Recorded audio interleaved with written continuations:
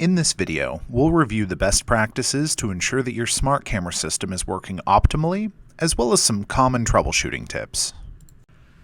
In general, you'll want to make sure that all of your iPads are compatible with the system. Use the link in the description to see our up-to-date compatibility list. The blue column identifies which iPads are capable of control and which are for viewing replay only. If you're using the AI Cam Assist feature, you'll look at the purple column to see which iPads are compatible and what they're capable of. Ideally, you'll have a total of 5 iPads or less, including the control iPad, regardless of Cam Assist use. It's possible to use more, but the system will operate more efficiently if fewer iPads are connected.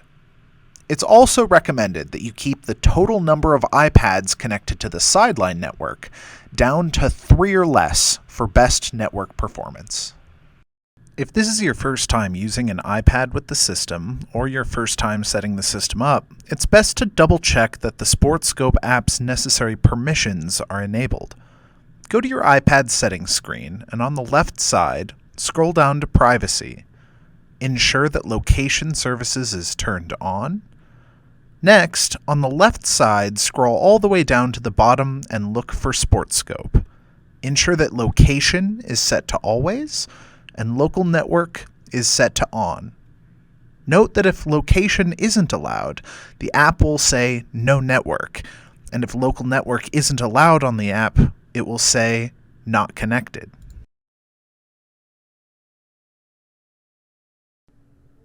It's also important to turn Bluetooth off here in the iPad settings. Ideally, Bluetooth should be off on all iPads, but especially on the control iPad.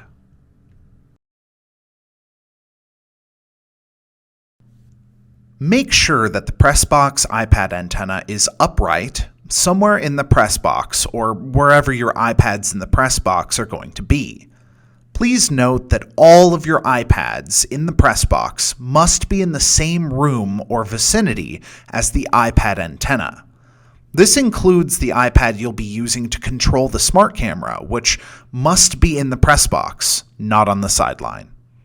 If even one iPad is divided from the antenna by a wall, a roof, or even a window, you may have connectivity issues.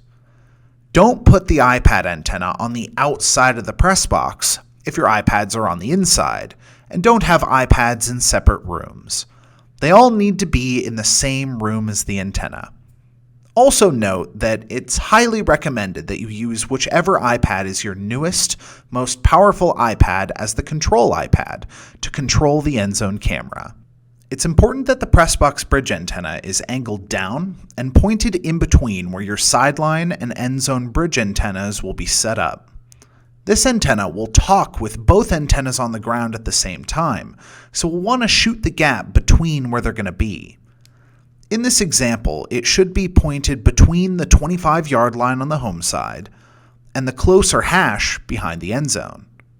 This also means that we'll want the bridge antenna to be as free of obstructions as possible. If your Pressbox window is small or the window can't be opened, that could pose a problem.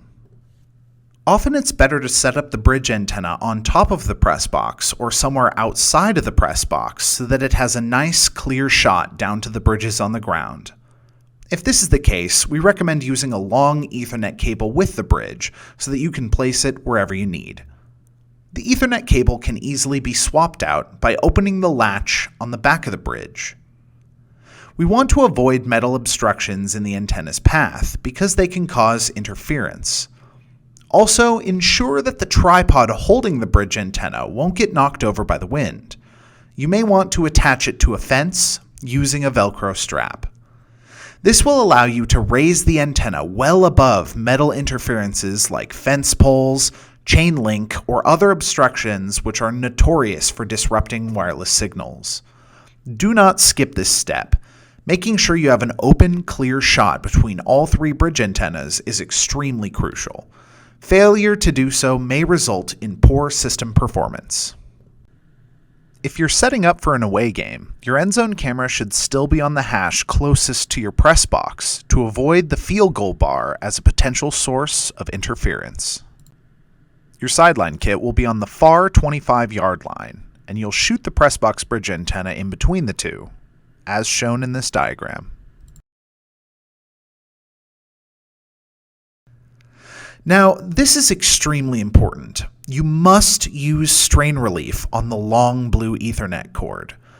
It protects the Ethernet port in the bottom of the head from being damaged. Failure to use strain relief properly will almost certainly result in eventual damage to the port. After this is connected, give the cable a gentle tug to make sure all of the weight is on the clip and not on the port. It's important to plug the computer cord in last in order to avoid potential zoom problems. If you do it this way, then your zoom should work every time. The rest of the setup order isn't very important so long as you plug the blue marked computer USB power cord in last. It's also a good idea to ensure that your camera's power save feature is turned off. This can be found in the setup section of the menu for almost all Sony cameras. Once your system is completely set up, verify that the Pressbox bridge antenna is fully linked to the Endzone and Sideline bridges. You should see 6 lights in total: the power light, the main light flashing, and then the 4 link lights. If you don't see all 4 link lights, then you most likely need to readjust the angle of the bridge. If you later find that the system is not very responsive, for example, the video feed is lagging, pixelating, or ghosting, lower the angle of the bridge in the Endzone by a few degrees. Make sure to attach the Sideline kit hard case to the base of the tripod to ensure that it won't tip over. Next, extend the tripod up as high as possible. Make sure to point the round bridge antenna up the Pressbox bridge antenna, and to point the rectangular booster down the sideline to where the iPads will be. This booster connects to the coach's iPads on the sideline, so make sure it's unobstructed by bleachers, coolers, fences, and that it's generally above where players' heads are going to be. Verify that the Sideline bridge has also properly linked and has all of its lights.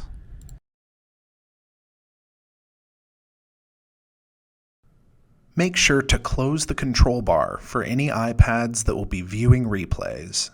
Only the control iPad, which should be in the Pressbox, should have the controls visible. Alternatively, you can use the Enable Live Feed toggle on the Preferences page to achieve the same goal. It's a good idea to disable this for all replay iPads, so that those iPads can't accidentally pull up the live feed seen by the control iPad. However, remember that the control iPad must have this toggle on in order to see the live feed and control the Endzone camera. For a multi-angle system, you'll also want to check on the camera's page that the live feed toggle is not turned on for any Pressbox angle devices. The toggle on this page controls if the boxes are emitting a live feed at all. The Smart Camera live feed will be on and can't be turned off as it's necessary for controlling the system. However, we don't want the live feed on for any other angles, as this can put an excessive workload on the wireless network. Another thing to quickly check while setting up is the recording settings, available by tapping on the white cogwheel on the right side of the control panel, and at the bottom, make sure that Record to iPad is on and Record to Camera is off. This configuration is highly preferable for football, and it prevents some potential zoom errors that can occur. For filming other sports, such as soccer, your record settings will actually be reversed. Record to iPad off, Record to Camera on. Make sure all iPads are connected to the correct network depending on where they're located. For example, if an iPad is on the sideline out on the field, then it should be connected to the Sideline Wi-Fi network, not the Pressbox. Note that you can forget the other network from your Wi-Fi settings. This prevents your iPad from automatically changing to the wrong network. You'll need to input the password again if you ever need to connect to the other network with that iPad again. It's also best to turn the iPad's Wi-Fi off entirely before taking it to the locker room, or if moving said iPad out of the range of the antenna it's currently connected to. Don't have iPads wandering out of range or being separated by too many players or other obvious obstructions. Also, in general, the closer your iPad is to the booster panel, the better. Close the lid on both the Sideline and Endzone kits in order to keep as much of the network equipment out of direct sunlight as possible. Don't latch the cases, as this can pinch the cords. Don't turn off the Pressbox camera, the kits, or any of the Endzone equipment, including the camera, at halftime. Any equipment running on our batteries should have plenty of life to last the entirety of a game, assuming the batteries were fully charged beforehand. There's no need to conserve battery life at halftime, as this might cause issues if you try. Keep the iPads out of direct sunlight for prolonged periods of time. Sunlight can cause iPads to overheat, which inhibits their ability to function correctly, including running the SportScope app. This is a common cause of video lag. Never download a multitude of clips one right after the other when it's not necessary to do so. Even a small group downloaded too quickly can put a strain on the network as it attempts to download a high workload to an iPad requesting it. Only download clips that have blue download arrows on demand when you need to watch them, or en masse after the game is over. Once the game is over, always scroll through all the replay clips for both angles and tap the blue download arrows if there are any. Be sure to alternate from Endzone to Pressbox or vice versa after scrolling down through all the thumbnails, checking for plays that need to be downloaded. This will download any plays that might not have gotten downloaded during the game. You only need to do this on the iPad you're going to upload the plays from, but do this before disconnecting any equipment so that all plays are synced and you don't have to set up the equipment again later to obtain missing clips. It's preferable not to let any iPads go to sleep during the game. This isn't mandatory, but it reduces the chance of any possible issues on an individual iPad. If you're concerned about battery life, adjust the brightness settings or connect the iPad to a power source. An additional best practice is to check if any of your devices are running out of storage space. This includes iPads, smart or wireless pan tilt heads, and edge boxes if you have them.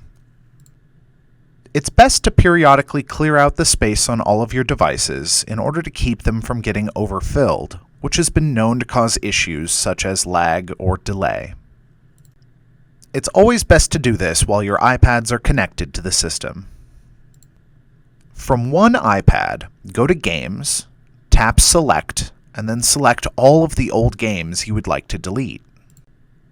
Then select Delete, and then From Both. Remember that your camera devices must be properly connected, and your iPad must be on the SportScope network for this option to work successfully.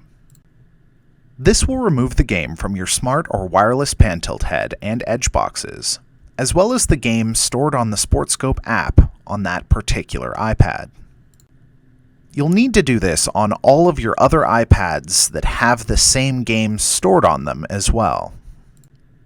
However, if you've already deleted them off of the camera devices from the previous step, then you only need to select From iPad Only on those iPads, and they don't need to be connected to the network in order to be deleted.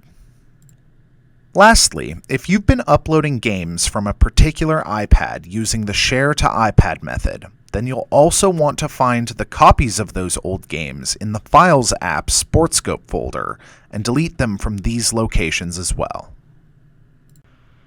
If you're experiencing any issues, the System Info page can be a great resource. This info can be useful in diagnosing certain problems. The System Info page allows you to scan your network using the Scan button in the top right corner. Be patient, as the scan can sometimes take up to 30 seconds in order to complete. Once complete, the page will display information about the iPad in your hand at the top, then the antenna devices, information about the edge box and smart camera, and most importantly, all the other devices connected to the network at the bottom. This information is extremely helpful to determine if there are issues on the network causing the system to operate slowly or cause video lag during Endzone control. Look for any data that might show up in red text, as this is an indicator of a problem. For example, if the system info scan displays an iPad that is outdated, or an iPad that has poor Wi-Fi percentage, then you would want to remove the incompatible iPad from the Wi-Fi altogether, and in the case of a poorly connected iPad, temporarily turn off the Wi-Fi, move the iPad into a good position near the correct antenna, and then reconnect. Make adjustments for any other red flags the system info scan gives, depending on what data is indicated. You can do another scan to see if your changes have improved the data. This should improve the performance of the live video feed on the control iPad, as well as the download speed on all replay iPads. If the smart camera live feed on the control iPad is still lagging, ghosting, or pixelating, try readjusting the angle of the Pressbox bridge antenna, and then restart only this antenna by disconnecting and reconnecting its Ethernet cable from the router. This can allow the system to automatically find a better channel for better connectivity. Also remember the tip about lowering the Endzone bridge antenna if adjusting the Pressbox bridge didn't have any positive change. This lower angle can often achieve a superior connection and clear up any issues. Another best practice along the same lines is to eliminate all iPads from the network except the control iPad by turning off the Wi-Fi on each. Then test the control iPad to verify it's no longer lagging. Assuming this is the case, you may then bring the rest of the iPads back onto the network one by one, ensuring that the control iPad remains stable throughout the process. Make sure each iPad is in good range of the antennas before reconnecting. This allows the network to catch back up after being pulled down by poorly connected devices. If the control iPad is still having connectivity issues such as lag, video delay, or heavy pixelation, and there are no other iPads on the network and all antenna connections are correct, there are two last resorts we can defer to. Replace the power cord on the smart or wireless camera head with a different micro USB cord. With our latest battery setup, you likely have extras that were originally intended to charge the pan-tilt head's batteries. This is an excellent spare cord option to use as a replacement. Switch them out and see if this fixes the issue upon reconnection. Lastly, we can try resetting the network settings on the control iPad. Sometimes an iPad's network settings get hung up on something internal to the iPad.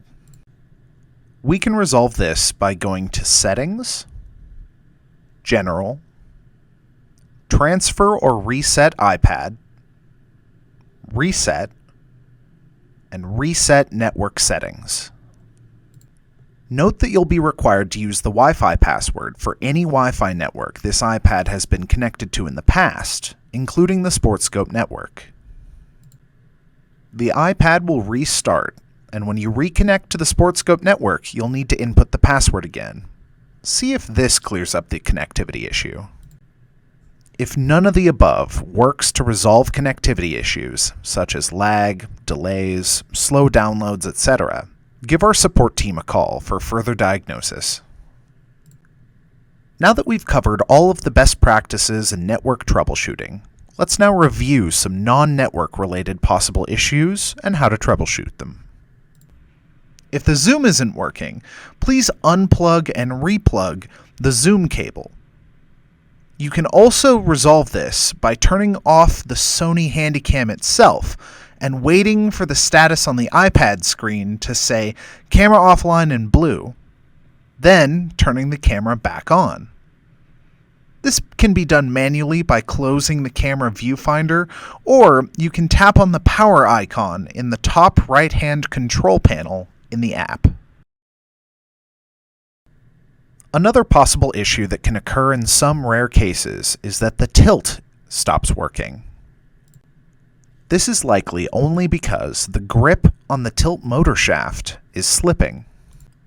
It can easily be fixed by tightening the tilt set screw with a 3/16 inch size Allen wrench, also known as a hex key. We usually recommend about a quarter or half turn of tightness before testing again. This is likely all you need to fix the problem. Remember, you don't want to over-tighten. Another issue that can occur is the camera offline message on the iPad. This message means that for some reason the system is not receiving the HDMI video signal from the camcorder.